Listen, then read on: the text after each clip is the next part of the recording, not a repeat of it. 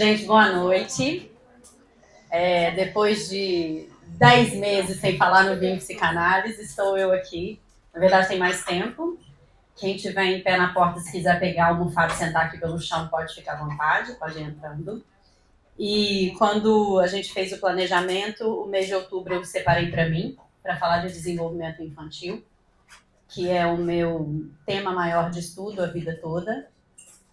E aí chamei a Eveline, que é uma parceiraça de clínica e de estudo.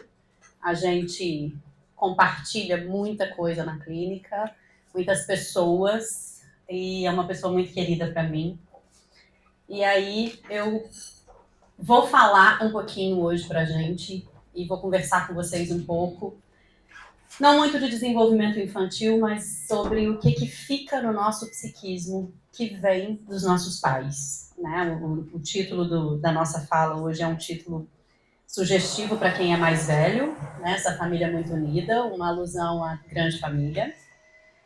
E vamos ver o que vai dar. Eu mudei um pouco o início do script, depois do grupo de psicanálise com crianças hoje de manhã, porque eu ia começar direto com teoria, mas hoje no grupo da manhã, falei, gente, eu não posso começar direto com teoria, eu vou começar comigo mesma como caso clínico, tá?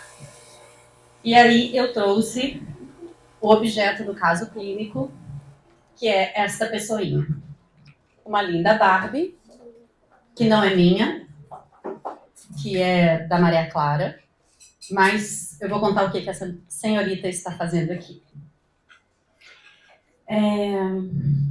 Há 2 semanas, eu estava muito cansada, e eu sabia que eu estava muito cansada, e eu resolvi tirar férias 1 semana.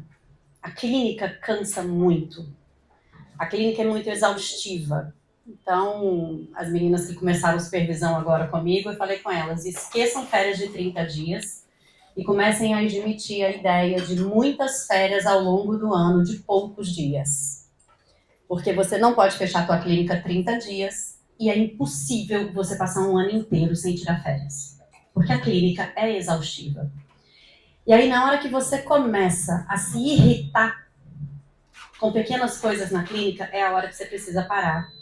Porque o teu paciente não tem nada a ver com o teu cansaço. E aí eu sabia há 15 dias que eu estava cansada. E eu falei assim, eu vou desaparecer por 1 semana. Isso significa deixar meus filhos, deixar todo mundo e deixar as pessoas. Porque eu tirei férias com eles em julho. Tirar férias com o filho não é tirar férias. É levar os filhos para as férias. E aí deixei com meu pai e chamei minha mãe para passar férias comigo. E eu falei com o meu analista. Se algum dia eu te perguntar por que é que eu fiz isso, você só me lembra que foi uma escolha minha. Então vamos lá. Passei 1 semana com a minha mãe, 1 semana não, 9 dias com a minha mãe, 24 horas. Há anos isso não acontecia. Há muito tempo isso não acontecia. Eu passar 24 horas só com a minha mãe. É sempre minha mãe, meu pai, meus filhos, todo mundo, mas nunca só com a minha mãe. Não é a primeira vez, mas enfim. Bom, voltei domingo, livre, feliz, saudade de todo mundo. Voltei para a clínica segunda-feira. E aí, quando eu entro no consultório, a minha terceira paciente é uma criança, de manhã. Tá bom? Antes de eu contar o que aconteceu, eu vou contar a minha trajetória rapidinho, para vocês entenderem onde é que eu vou chegar. A minha mãe é psicóloga infantil. Então, eu fui criada assistindo aula de psicologia infantil. Você também, né, Lília? Nós fomos criadas, querendo ou não, assistindo aula de psicologia. Ou outra aqui, ó. Tem outro caminho, mas enfim. Então, a minha mãe é psicóloga infantil. Eu trabalho no consultório da minha mãe quase a vida toda, desde que eu formei. Eu formei em 2003. Então, eu divido e compartilho o consultório com a minha mãe a vida inteira.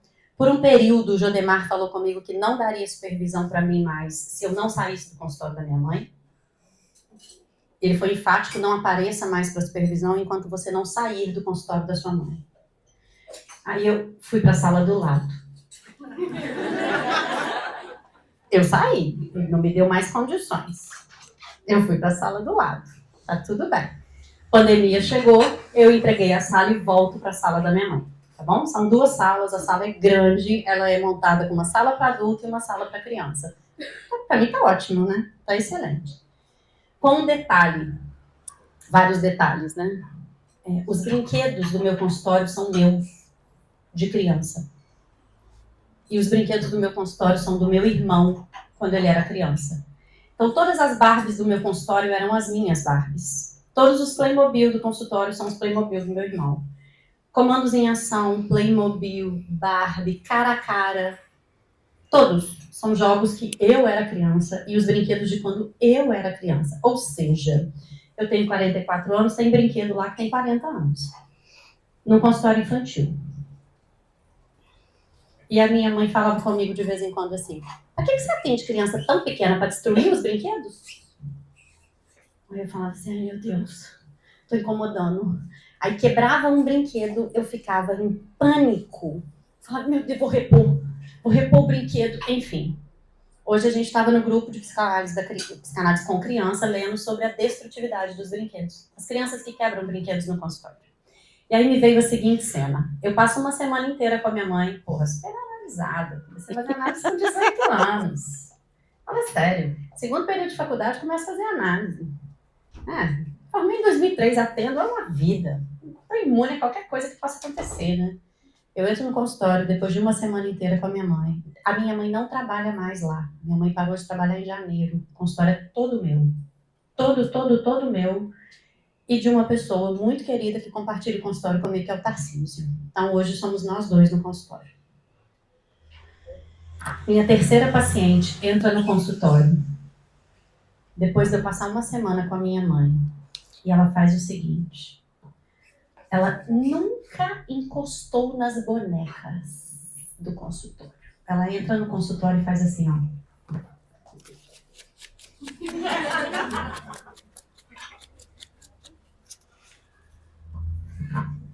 E eu fiz assim, ó. E dentro de mim ressoou assim, você vai quebrar a Barbie? Por que não? E eu fiquei parada por alguns segundos olhando para ela, em pânico dela quebrar a Barbie do meu consultório. Barbie que era minha. Depois de eu entender, falei assim, Ana, uma semana que a sua mãe fez isso? Caraca, faz análise desde os 18 anos. Minha filha, esse consultório é teu. A Barbie é sua, sua mãe não tá nem aí pra você mais. Entendeu? Ela quer mais é que você faça tudo pra ela. Pague a conta da praia, abra a latinha de refrigerante pra ela, coloque o canudinho na latinha, resolve. Ela só quer isso. Eu voltei, parei, respirei, olhei pra minha paciente e falei assim, você tá tentando quebrar ou brincar? Aí voltamos para a análise dela. Tá? Então, essa Barbie é o atravessamento da minha mãe na minha clínica há 22 anos. E que a gente acha que está livre. E que nunca mais eu vou levar a mamãe para dentro do meu setting ou do setting das minhas crianças. Tá? Então, a gente começa por esse caso que é meu e que hoje foi muito emblemático. E uma outra coisa muito curiosa é que eu passei 3 anos da minha infância sem dormir, dos 7 aos 10. E isso impactou, inclusive, no meu crescimento. Vocês vejam que eu sou enorme, né? E aí a minha mãe, um dia, vira pra mim e fala assim, escolhe o que você quiser. Reforço positivo, tá? Condicionamento. Escolhe o que você quiser. Se você dormir no seu quarto 3 vezes por semana, na primeira semana, você vai ganhar. Adivinha o que eu escolhi? Uma Barbie. Não ganhei. Claro que o medo de dormir sozinha era infinitamente maior do que a vontade de ganhar a Barbie. Mas depois eu ganhei uma Barbie e 2 roupinhas. Depois eu não ganhei mais, porque não consegui, tá? Então a Barbie, essa semana, quando eu contei no grupo de estudo, falei, cara, isso é muito o que resta dos nossos pais na gente. Não é a minha mãe, é o superego dela em mim sobre como as coisas funcionaram durante a vida toda. Então vamos lá, agora vamos começar com teoria sobre o vinho e psicanálise e a Barbie vai escutar. A minha paciente não quebrou a Barbie, tá? Quer que eu segure? Ela vai ficar sentadinha aqui, ó. Vai ficar lindíssima. E essa Barbie não era a que eu queria. A que eu queria eu não achei.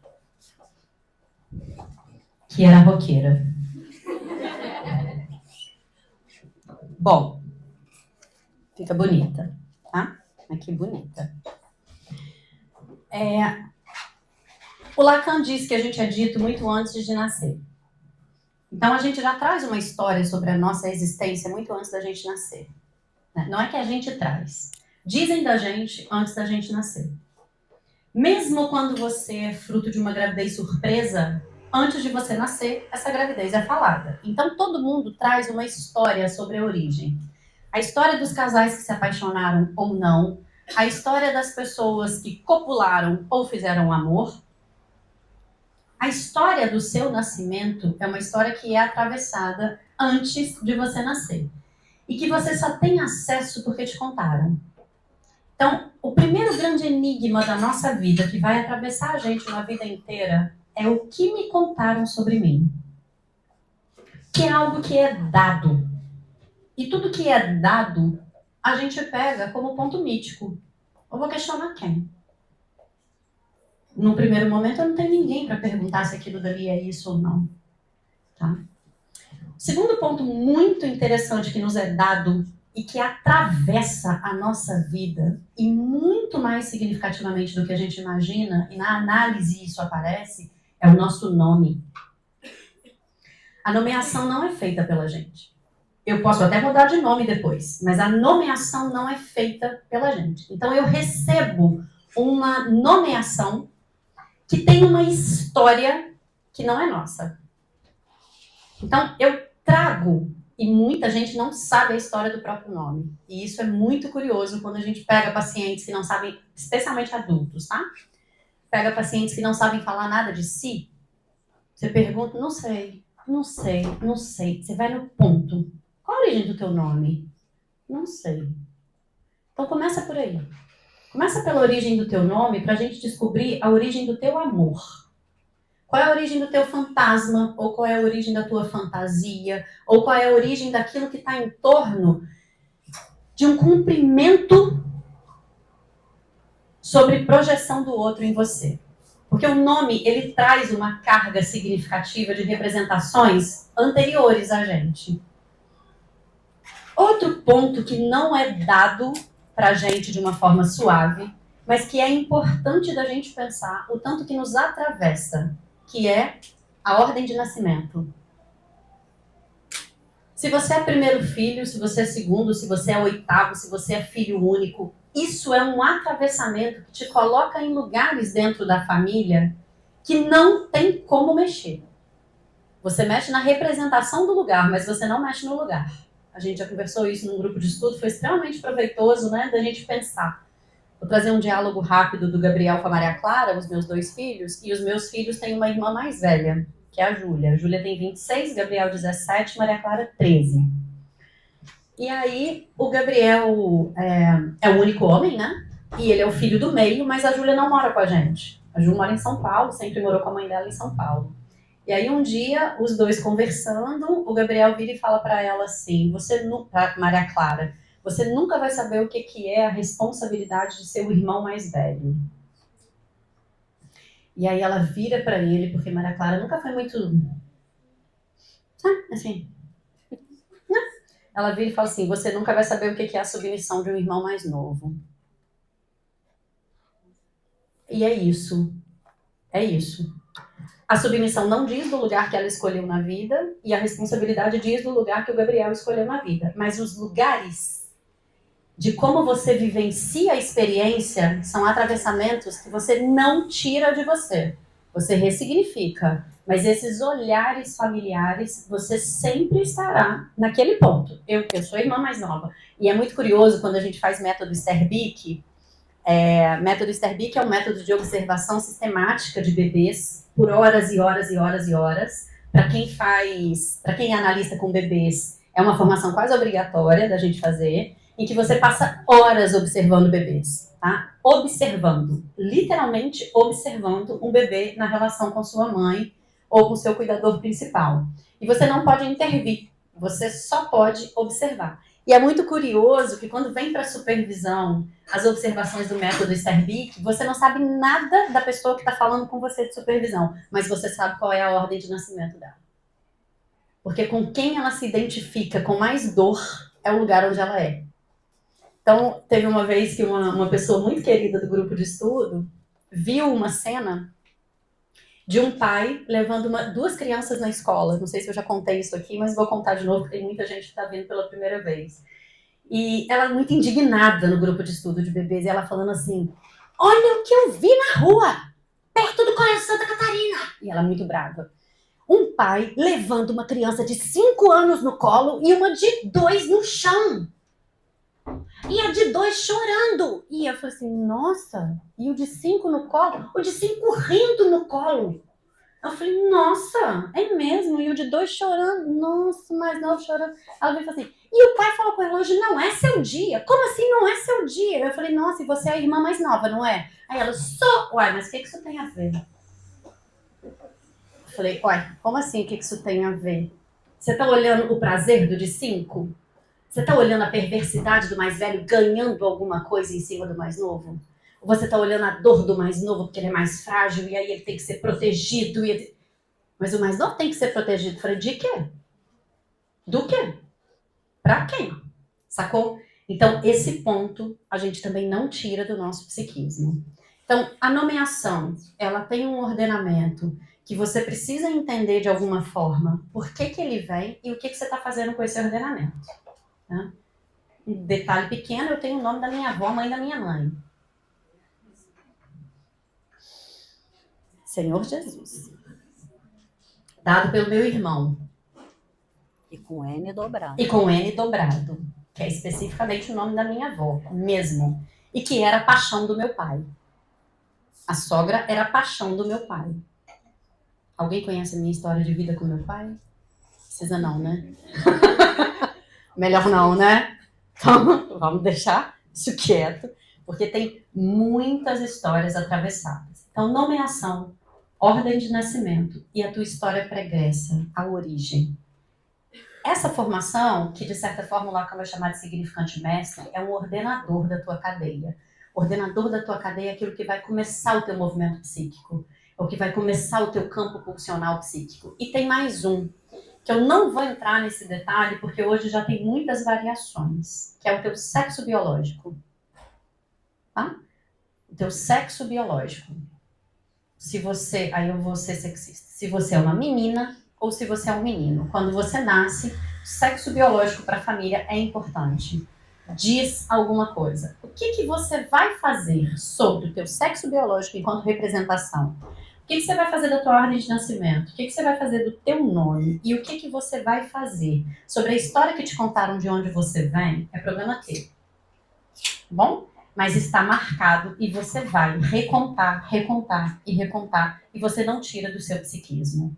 O Freud tem um outro conceito, enquanto o Lacan vai falar de significantes mestres, o Freud tem um conceito que é reprimido primordial.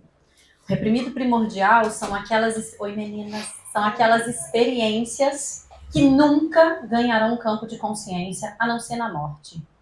Porque na morte você perde a dimensão do que é inconsciente, do que é a consciência, tá? Então o reprimido primordial, ele tem marcas significativas e essas marcas, elas vão constituir a base do nosso psiquismo, tá bom? Tá tudo bem até aqui? Muito bem, né, Carol? Tipo assim, tá uma delícia. Tá? Aí a gente começa com as experiências. Então o bebezinho veio, nasceu maravilhoso, recebeu um nome. Aí começa a história dele, especificamente a história dele. Quantos quilos esse bebê nasceu, de quantas semanas esse bebê nasceu, se ele nasceu prematuro, se teve intercorrência, qual o apgar desse bebê, quantos dias de maternidade, que tipo de parto ele teve. Isso não é sobre o bebê, isso é sobre a nossa história de vida.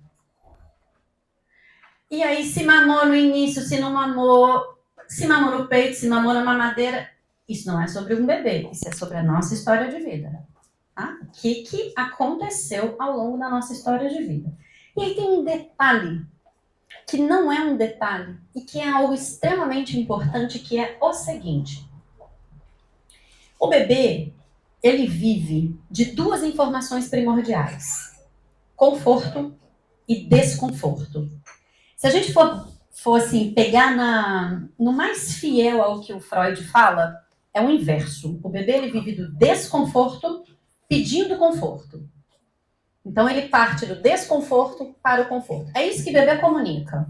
Então no início da vida, o que bebê comunica é do desconforto para o conforto.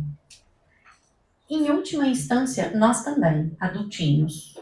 Só que é bem mais elaborado do que um bebê que grita. Porque eu não posso simplesmente agora, nesse momento, começar a chorar aqui. Eu posso. Mas é meio estranho.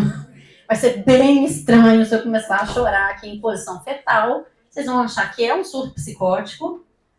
E talvez até seja por uma regressão muito profunda. Então, não é muito cabível esse funcionamento, tá?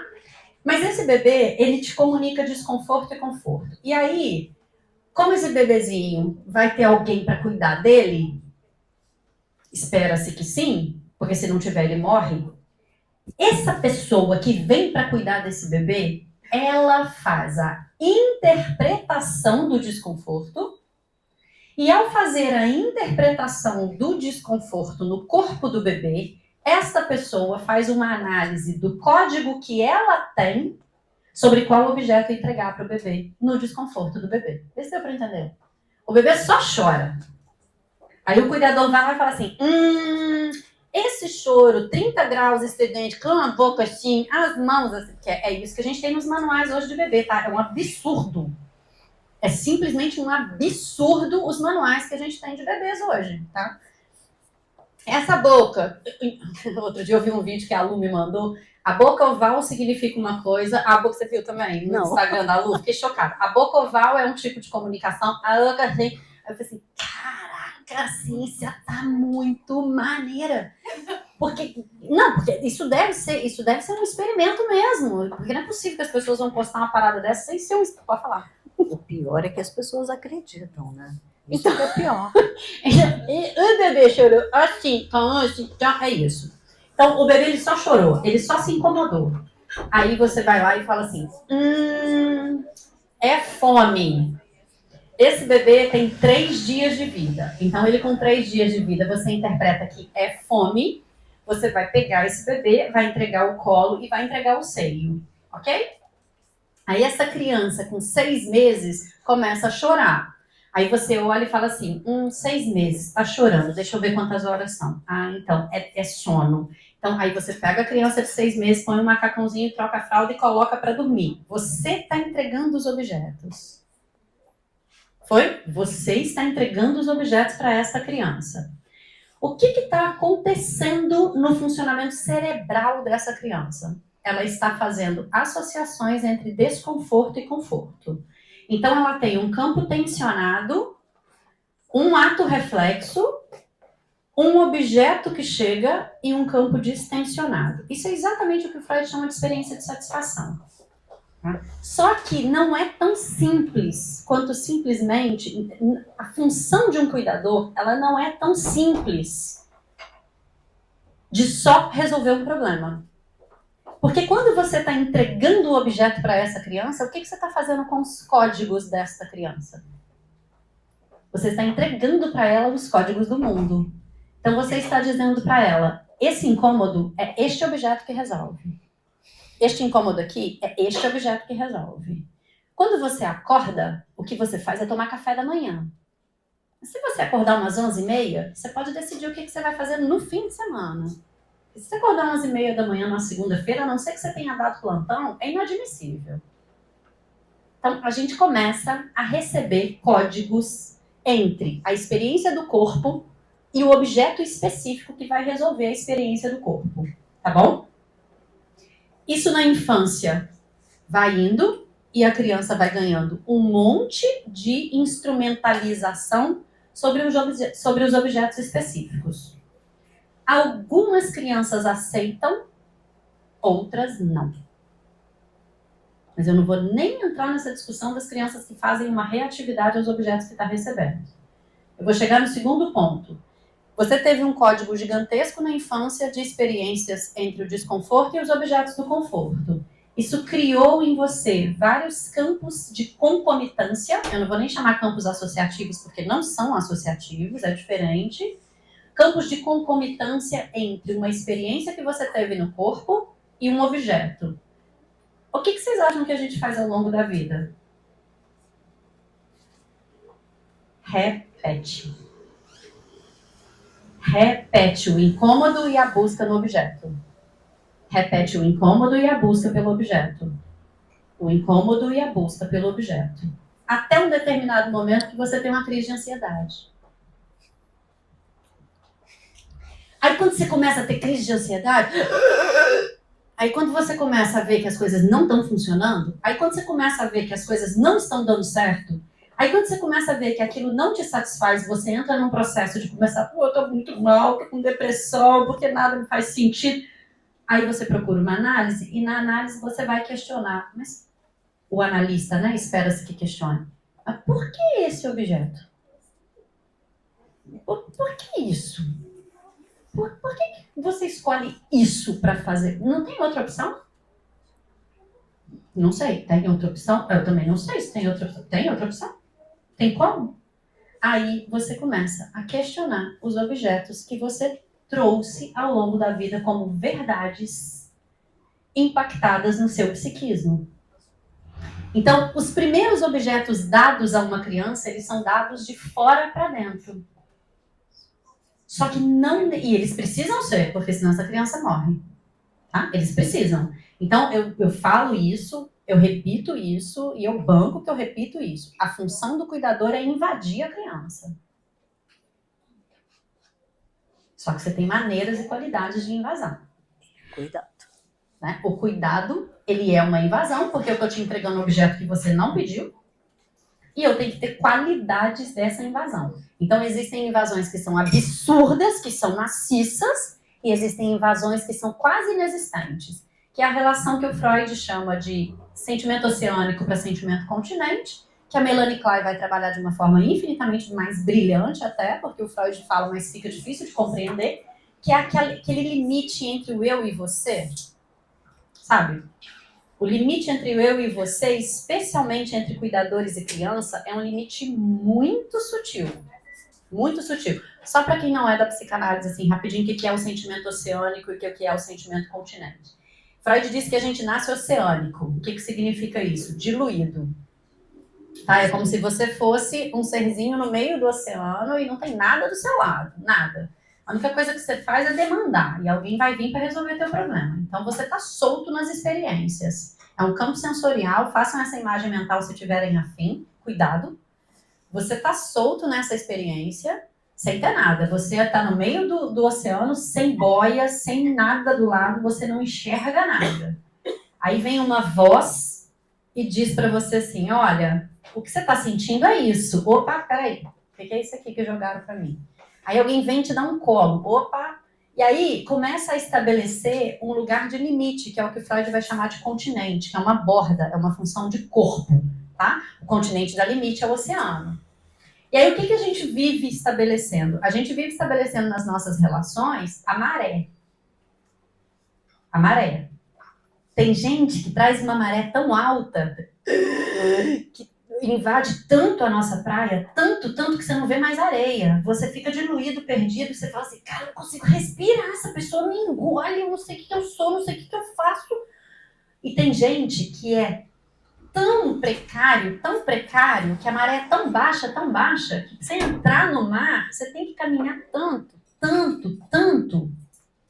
Então, assim, a gente repete essa faixa em que a maré vem e volta. A gente repete nas nossas relações a maneira como a gente foi criado, cuidado e invadido. Tem gente que suporta ser invadido, repete essa invasão e pede, me invade, por favor. Aí você vai estudar toda a complexidade dessas famílias, e são famílias extremamente invasivas. Isso não quer dizer que não tenha amor na família. Mas um se mexe na vida do outro, na hora do almoço tá um falando da vida do outro, tá um perguntando pro outro, tá um controlando o outro, todo mundo sabe de tudo, o outro você fica assim, hã? Essa coisa, você olha de fora e fala assim, oi? Peraí. Aí tem um, que é uma das questões importantes, que rompe com o mito da família. vai para análise, foge da cidade, muda de lugar, chega na análise e fala assim, esse povo é louco, velho. Esse povo é tudo doido, que é a ovelha negra, que na hora que abre a boca no almoço de Natal, as pessoas falam assim, ah lá, já vai falar. Habitualmente é quem faz psicologia ou psicanálise, com certeza absoluta. Estudante de psicologia, estudante de psicanálise, é a ovelha negra que sempre falou a merda na família. Com certeza, entendeu? É um rompimento mítico que fala, não, tá doido, não vou continuar aqui não. Maluco, gente doida. Tá? Então, isso é um outro ponto de estabelecimento que fica no nosso psiquismo. Como as invasões e a qualidade das invasões que foram feitas. E aí, quando eu estou pensando em invasão, vocês vão pensar em invasão para dentro e invasão para fora, porque negligência também é uma invasão. Para a criança, a negligência é uma invasão. Por quê? Ela é invadida pela experiência sensorial do corpo dela, sem objeto. Então não tem ninguém para responder para ela as coisas. Tá? Então ela também é invadida por um campo sensorial, sem nenhum objeto. Bom, então, essa qualidade de troca é uma qualidade muito significativa. O Freud tem um texto dele que ele fala que educar uma criança é perguntar para ela o tempo inteiro como ela está diante do que está acontecendo. Eu acho isso de um brilhantismo, porque você não precisa obrigatoriamente perguntar para a criança, e aí, como é que você está? Porque se essa criança estiver no campo do amor, ela vai te responder que está bem. Por medo. E quantas vezes a gente responde para as pessoas, tá tudo bem, por medo. Por medo de desagradar, por medo de perder, por medo de apanhar, por medo de perder o cuidado. Tá? Então, quando Freud diz... Por medo de não corresponder. O tempo todo, por medo de não corresponder, e isso é muito significativo, né? Assim, Não vou falar isso, não. Não vou falar. Vou. Vai? Vou. Assim, o amor, o cuidado em amor, aquele que você de fato entrega, ele aprisiona o psiquismo. É muito complicado. É muito complicado. Você ser muito bem cuidado é muito complicado. Né? Então, assim, análise não é um faniquito para as pessoas bem cuidadas. Ser bem cuidado é um aprisionamento. Você tem muito a perder sendo quem você quer ser.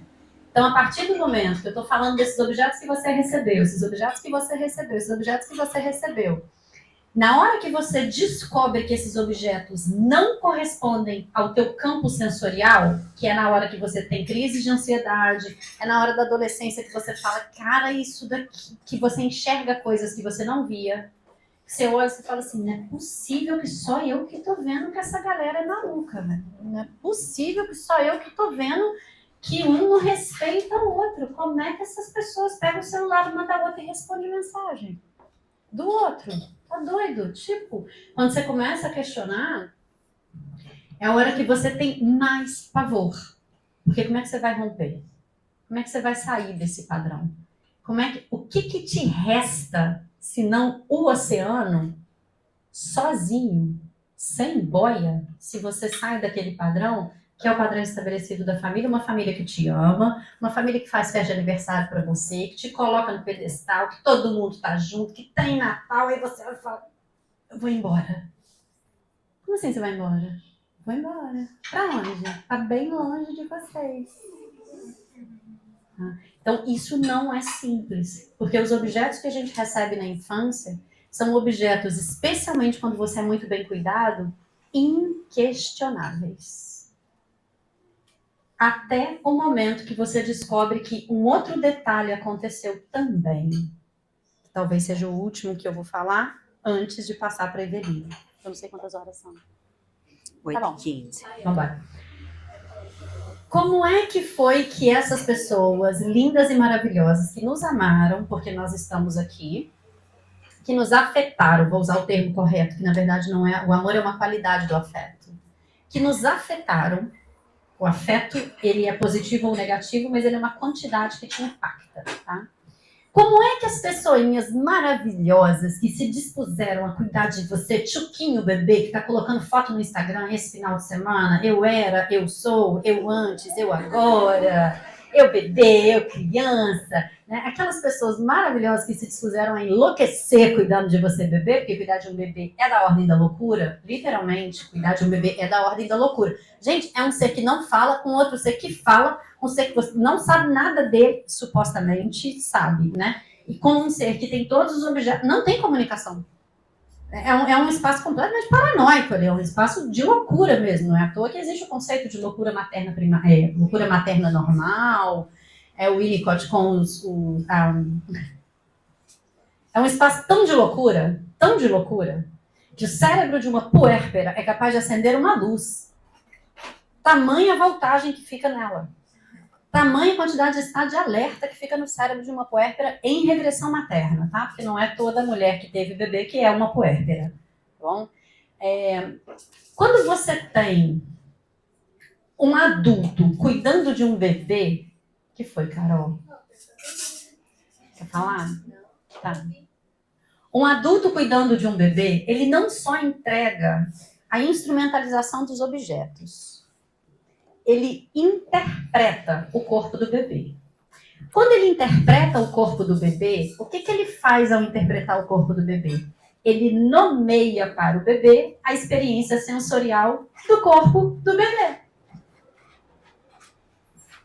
Aí você está num relacionamento mais para frente, quando você é um adulto, e a pessoa vira para você e fala assim, mas não foi isso. O que você fez foi isso, isso, isso. Aí você vira e fala assim, mas você quer saber mais de mim do que eu? Aí a pessoa fala, sim, eu sei mais de você do que você.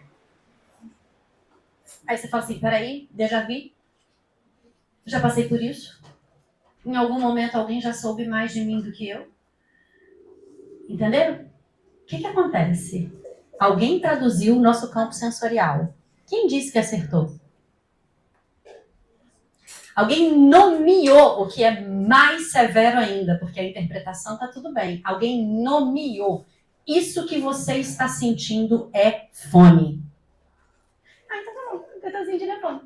Isso que você está sentindo é sono. Isso que você está sentindo, não pode sentir que é raiva. Não pode. Não pode sentir. Ó, não bate na mamãe. Mamãe te ama.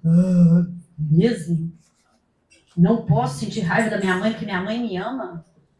E como é que vai ser então? Porque a grande maioria das pessoas que eu amo combina com as pessoas que me irritam. Mas hoje em dia a raiva e o ódio já estão tratados namastê. Mas assim, né? Muita meditação. Mas vamos combinar, essas pessoas nos irritam. E às vezes elas nos irritam dando um abraço. Aí você faz assim... Não me encosta. Tipo, nossa, filha... Oh, gente, meu pai tinha uma mania. Que ele transferiu agora para os meus filhos. Ele transferiu há 2 anos para os meus filhos. Meu pai me ligava. Meu pai é lindo. Coisa mais fofa do mundo. Meu pai me ligava, eu atendia. Oi, pai. Não é lindo? Ele é lindo. Ele é lindo. Eu atendia. Oi, pai. Onde você tá? Eu já tinha vontade de desligar. Pô, eu tenho 42 anos. Por que ele tá me ligando para perguntar onde eu tô? Eu tinha vontade de responder coisas absurdas. Tô no banheiro. Sabe? Tipo, tô na faixa de Gaza. Porra, qual a diferença onde eu tô para falar o que você quer falar? É muito importante você saber onde eu tô ou é simplesmente um campo seu sintomático de controle? Só que eu não sou analista dele, eu não posso interpretar meu pai e simplesmente me dá raiva dele continuar achando que 42 anos ele tem que saber onde eu tô. Sacou? Por quê? Almoço da minha casa quando eu era criança era assim... onde você vai hoje à tarde? Que hora você chega? Com quem? E o que você vai fazer? Você vai aonde? Aí minha mãe. Aí quando eu via minha mãe respondendo, eu falava, tem alguma coisa errada. Por que ela responde? Ela não devia estar perguntando? Por que ela está respondendo? E aí eu ficava olhando para aquilo e falava assim, um trem muito estranho nisso daqui. Há 2 anos ele parou de perguntar para mim, agora ele liga para os meus filhos. E aí ele pergunta, onde sua mãe está? E ele fala, filha, é amor. Aí eu olho pra ele e falo, também te amo, pai, mas eu não te pergunto onde você tá. Isso é uma pergunta besta, que para muita gente não vai fazer sentido nenhum, mas que é um precursor a partir do momento que você lida com a ideia de... Eu tenho o nome da minha avó, que é a mulher que meu pai mais amou na vida, era a sogra dele. Que foram as 2 vezes que eu vi, que dizem que meu pai chorou na vida. Foi quando minha avó morreu e quando eu nasci. Eu tenho um pai que me tirou da barriga da minha mãe, literalmente, porque ele é médico. E aí ele disse que o primeiro olhar que eu tive na vida foi o dele. Eu tive um pai que parou de trabalhar no meu primeiro ano de vida para cuidar de mim, porque minha mãe trabalhava. Então ele passou o meu primeiro ano de vida cuidando de mim. Eu tenho um pai que é a minha cara. Eu sou idêntica a ele. Idêntica. É uma coisa absurda. Que foi meu professor de neuro. Daí um édipo, entendem édipo, triangulação? Meu pai é meu professor de neuro, minha mãe psicóloga infantil. O que sobrou para mim? Psicanálise com criança. O que sobrou para mim, sacou? Então, nisso tudo...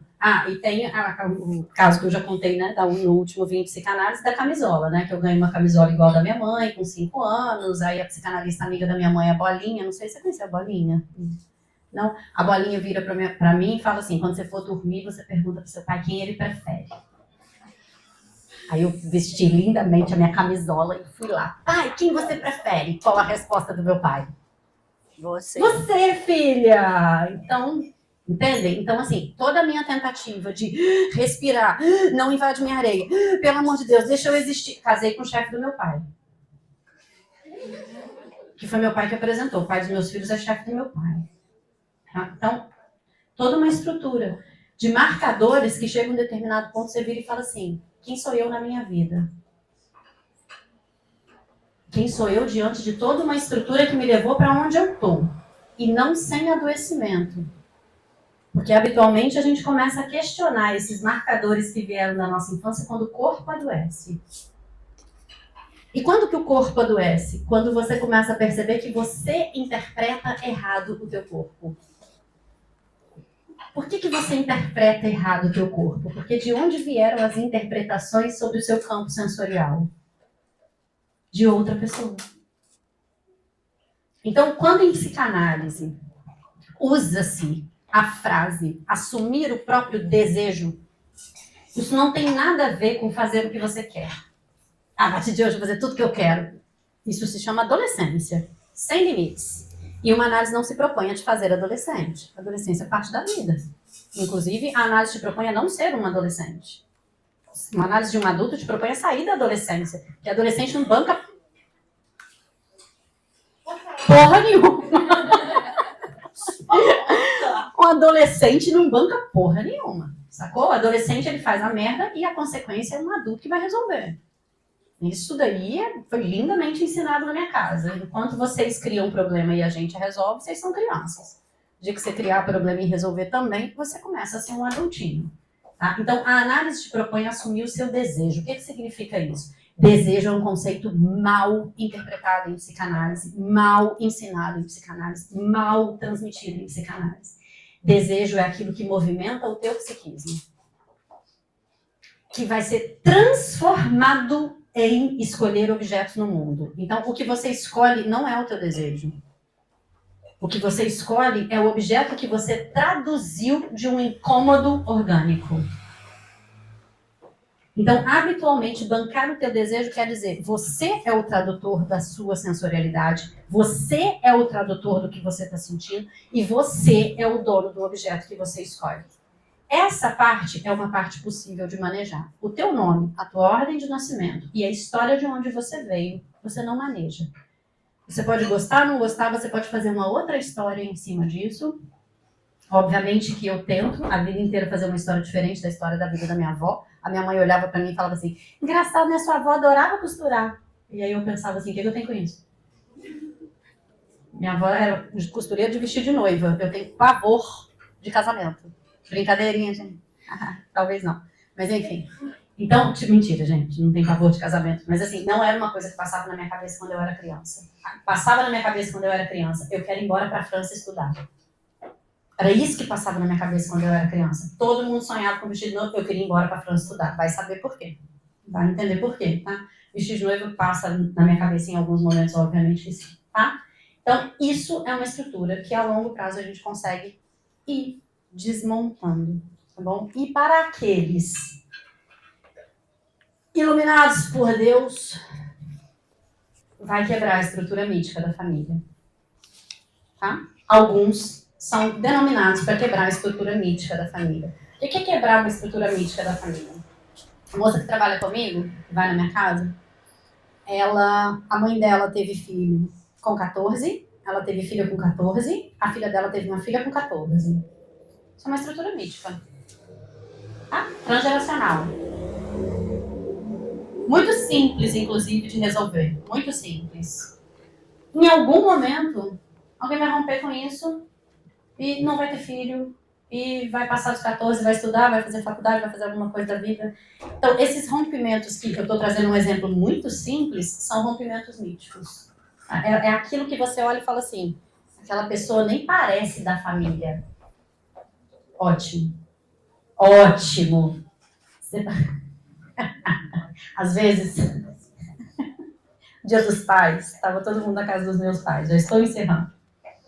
E aí todo mundo se serviu, eu olhei para o meu irmão, e o meu prato e o prato de comida do meu irmão eram idênticos. Diferente de todo o resto da mesa. Eram idênticos. E eu sempre escutei que eu e o André somos muito diferentes. O André é louro de olho verde, só para vocês terem uma noção, tá? Igualzinho a mim, louro de olho verde. Ele é a cara da minha mãe. Minha mãe é loura de olho verde. E eu sou a cara do meu pai. Então, a vida inteira eu escutei. E vocês, irmãos, são muito diferentes. Vocês, irmãos, são muito diferentes. E hoje, nós adultinhos, André com 45 e eu com 44, eu olho pra ele e falo assim, cara, a gente é muito parecido. E a gente é muito diferente dos nossos pais. Então, coisas assim, a minha mãe e meu pai olham pra gente e falam assim, como é que vocês têm tatuagem? Vocês são doidos. Aí eu olho pro André e falo assim, deu certo. Vocês são muito agitados. Aí eu olho pra ele e falo assim, deu certo de novo. Aí quando eu olhei o prato, sabe quando você olha e fala assim, nós rompemos com alguma estrutura mítica e criamos outra. Porque se nós estamos em similaridade, nós criamos outra estrutura mítica. Então a gente não foge de criar estruturas míticas.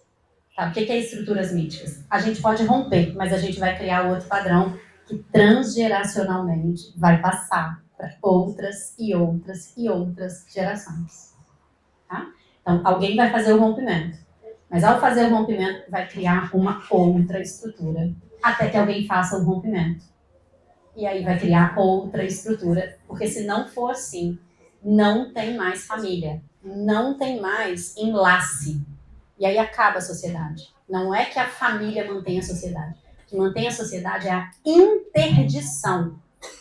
Interdição, não matarás, não roubarás, não isso, não aquilo. E essas interdições, elas são aprendidas nos cuidados de rotina, elas são aprendidas nos cuidados diários, tá? Então, assumir o desejo, em última instância, para eu finalizar, é isso.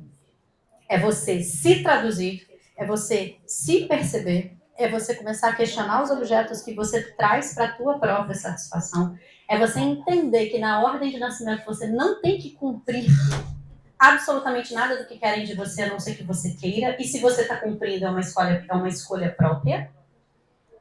E dizer assim, não consigo, não posso e tal, é também uma escolha própria. Totalmente própria. Tá? Era isso. Boa noite.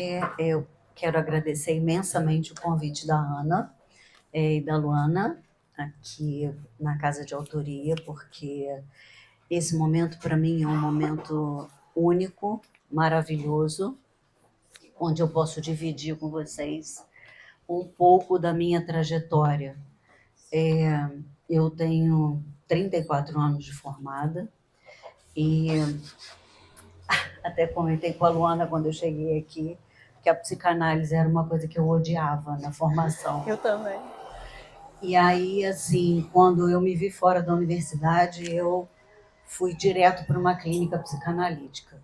Caí ali de paraquedas e disse, nossa, mas que horror é esse, né? Que horror é esse que me chama para esse lugar? E nunca mais saí da psicanálise. Então, o que eu sinto quando eu penso um pouco sobre a psicanálise?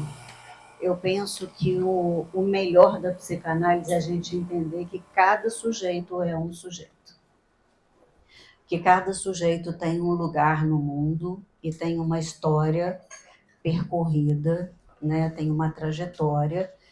E quando a Ana me convidou, eu a princípio disse, não, vou não, morrendo de medo. Aí ela, vai sim, você foi a única pessoa que eu pensei para dividir comigo esse momento.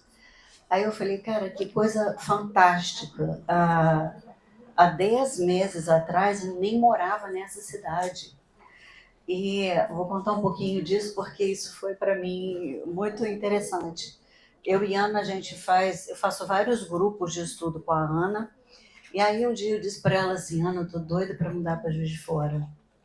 Ela falou, vem. 3 semanas depois eu estava morando em Juiz de Fora. Aí a Ana disse assim, gente, eu nunca vi um negócio tão rápido na minha vida. Aí eu falei, Ana, é mais ou menos isso. É desse jeito. Enfim, a gente se organizou e de uma certa forma, a gente trabalha em conjunto, né? É uma dupla que... Fazer dupla com a Ana é uma grande satisfação, porque eu aprendo com a Ana todos os dias e eu acho que a Ana tem uma maneira muito diferente de transmitir a psicanálise. A Ana transmite a psicanálise de uma maneira fácil de compreender e leve. Então, a controvérsia de quem sai chorando da minha aula. Mas ainda problema da análise isso, né? de quem está chorando. E aí, quando a gente conversou, ela disse, por que você não escolhe um caso para a gente expor? Né? E aí, como eu tenho alguns casos com autorização de publicação, que não tem nenhum problema que a gente transmita pelo YouTube, eu escolhi um desses casos, porque é um caso que marca muito a infância, mas que a mulher se descobre, né, nesse campo infantil muito mais assim, à frente. E aí eu vou descrever o caso para a gente poder entender um pouco da história dessa mulher. Essa mulher, ela tem 60 anos, ela é casada, é mãe, e ela vem de uma família onde a mãe era muito poderosa, dominadora, e um pai muito frágil. Ela não foi amamentada e nem foi cuidada pela mãe e nem pelo pai. Ela foi cuidada pela avó materna nos primeiros meses e depois por uma babá. Essa babá esteve presente na vida dela desde quando ela saiu da maternidade. Mas, a princípio, quem cuidava dessa pessoa era a avó materna e logo após ela foi para os cuidados dessa babá porque essa mãe trabalhava fora e ela ficava com a babá o dia inteiro. Enfim, ela relata que ela não se recorda de nenhum momento da vida dela ter sido cuidada pela mãe ou pelo pai. Ela se recorda de todos os cuidados dessa babá, mas não se recorda dos cuidados maternos e paternos. O que faz essa mulher ter uma interpretação dessa falta de cuidado num lugar de menos-valia, um lugar de muita insignificância. Todas as vezes que ela solicitava por esse pai, o pai negava. O pai era muito distante dessa filha. Ela era a filha mais nova desse casal, onde a mãe desejava um filho, e ela nasce menina. Então, essa mãe já é frustrada num primeiro momento. E esse pai, por tamanha fragilidade e poder dessa mãe, abria mão dos cuidados também. Essa mulher, ela tinha um fato muito curioso que ela trazia para análise, que era extremamente significativo, que todas as noites durante anos da vida dela, ela ia para o quarto para dormir, todo mundo se dirigia aos quartos, ela dormia em quarto separado dos pais, porque ela tinha uma irmã, ela tem uma irmã, e ela não conseguia dormir. Vinha um pensamento intrusivo, invasivo, de que a mãe morreria naquela noite. Então, todas as noites, ela batia na porta do quarto da mãe e solicitava que essa mãe, dizendo para essa mãe que ela estava passando mal. E essa mãe saía do quarto atentamente e dava um placebozinho para ela lá e fazia ela dormir e ela dormia. E isso se repetiu durante muitos anos. E essa é uma marca na vida dela muito presente até agora, aos 60 anos. Mas vocês vão entender mais tarde o porquê. Ela tinha muita dificuldade de ficar na escola. Ela não é uma pessoa de 60 anos, ainda existia o famoso jardim da infância. Todas as amigas iam para o jardim da infância, ela não frequentou, ela não suportava. E até a segunda série, ela passava mal todos os dias na escola, ela forçava o vômito para ir embora para casa. Tamanha insegurança.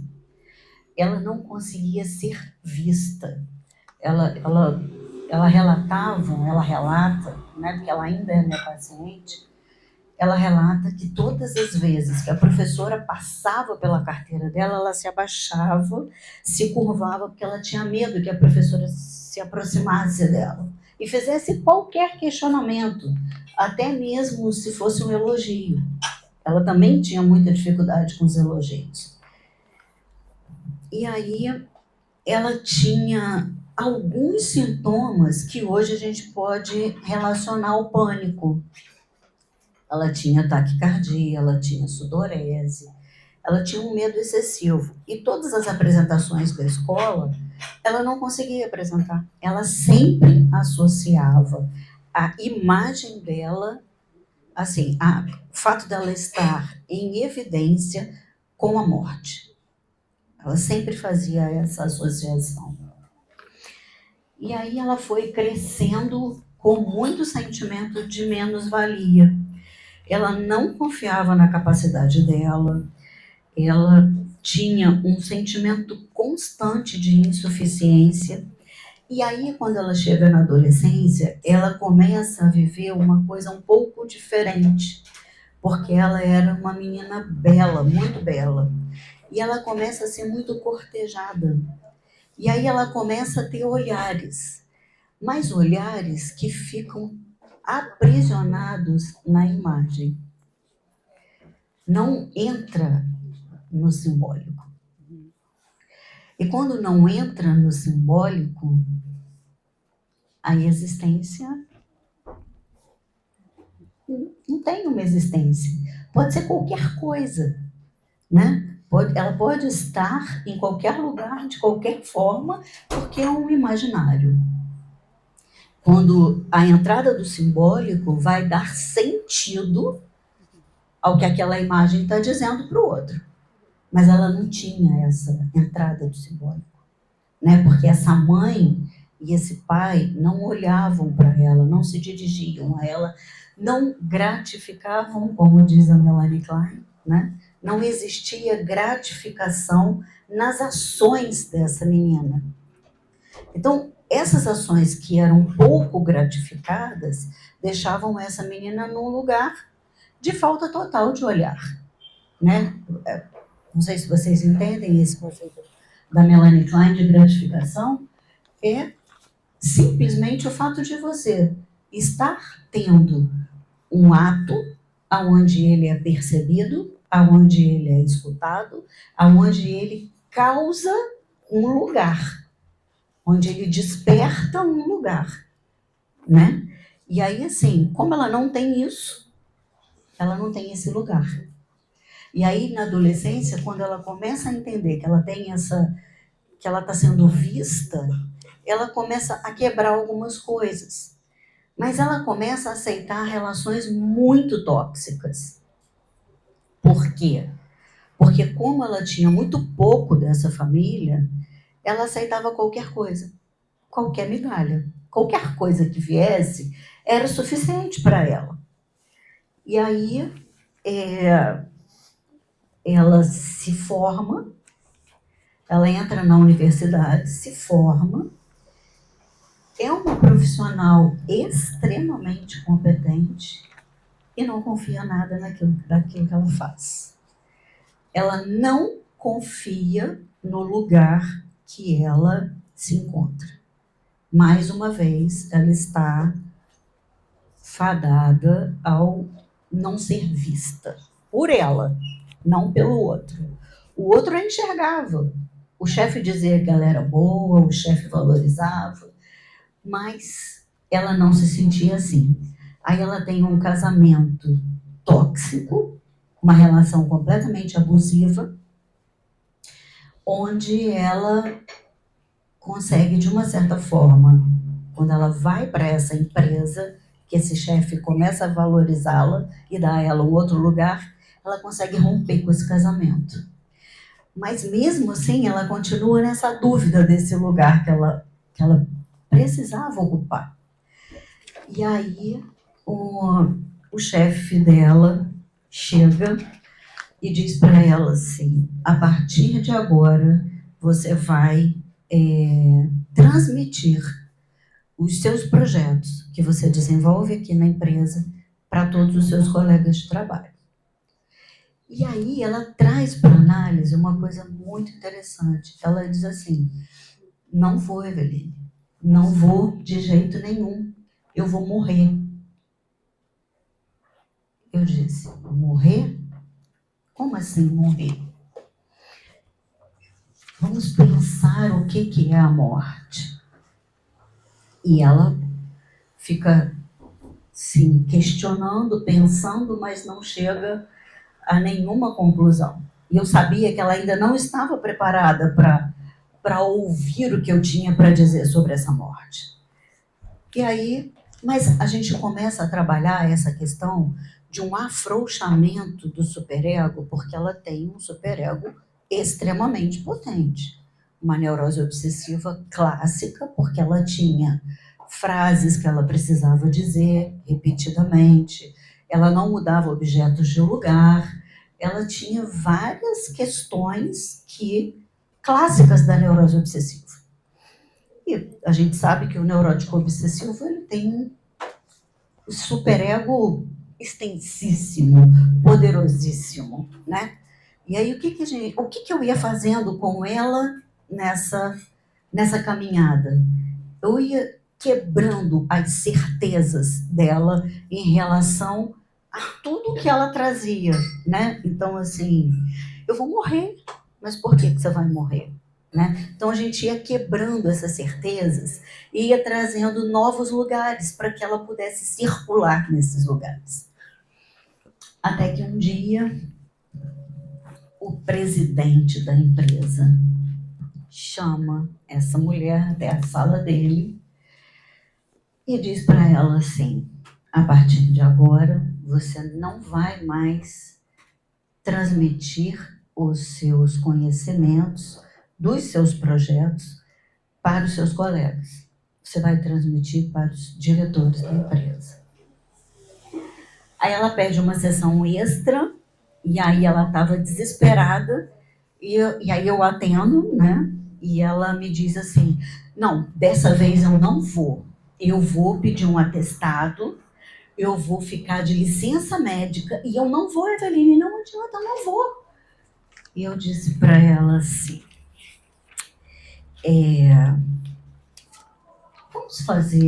vamos tentar fazer uma associação, porque de novo ela disse que ia morrer. E aí eu disse para ela assim: vamos tentar fazer uma associação com essa morte? Aí ela falou assim: o que você está querendo dizer com isso? Eu perguntei para ela assim: o que tem a ver essa morte que você diz toda vez que você está em evidência com a morte da sua mãe quando você era criança? As noites que você ia dormir. ela fica estarrecida, assim, ela fica estática. Gente, uma coisa incrível, assim, a expressão, né? Porque a expressão do paciente é uma coisa que a gente, assim, toma a gente, né? Em algumas sessões. E ela disse, tem tudo a ver. Para eu existir, eu preciso matar a minha mãe. Então, essa existência que para ela era tão frágil, tão pouco reconhecida, ela estava aprisionada a uma imagem que ela precisava romper dessa mãe para que ela pudesse existir. Essa mãe era tão forte diante dela, porque essa mãe, de uma certa forma, fazia ela acreditar que ela era incapaz. E tem um fato muito curioso, que essa mãe adoece e ela precisa cuidar dessa mãe. Ela está rindo. E aí ela entra e descobre uma coisa com essa mãe, quando essa mãe ficou doente, por um período, que a vida toda ela escutou dessa mãe que ela tinha medo do escuro. E ela adorava dormir no breu. Ela adorava dormir no escuro total. E aí ela ficava perguntando o tempo todo na análise assim, mas por que minha mãe falava para mim que eu tinha medo do escuro? Por quê? Eu falei, mas por quê? Eu devolvia a pergunta para ela, eu dizia, o que você acha? Quando a mãe adoece e que a mãe precisa do cuidado dela, porque aí essa mãe vai para a casa dela, ela vê que quem tem medo do escuro é a mãe, não é ela. Essa mãe tentou deixar essa criança tão misturada, porque assim, a gente precisa pensar numa coisa. Houve uma rejeição inicial quando essa mãe viu que ela não era um menino, né? E aí o que essa mãe precisa fazer? De uma certa forma, ela precisa dar uma super proteção a essa criança, porque vem uma culpa exagerada, né? Quando há uma rejeição. Mas essa mãe não sustenta essa superproteção. Essa mãe sustenta a incapacitação dessa criança, que faz com que essa criança tenha a falsa ideia de que ela está sendo protegida. Mas, no fundo, ela não estava sendo protegida. Ela estava sendo aprisionada, essa mãe. Ela estava acorrentada, essa mãe. Então, quando eu faço essa interpretação e ela consegue entender que essa morte era simbólica, que essa morte não era real, ela faz a apresentação para os diretores e vai tranquila. Vai tranquila porque ela não precisou matar ninguém para estar no lugar que era dela, né? E aí, eu queria... Só um minuto. Eu queria fechar a minha fala com uma frase da doutor que é brilhante, principalmente nesse caso. Ela diz assim, o amor de dependência é muito próximo do ódio, porque ele bloqueia o acesso à nossa identidade.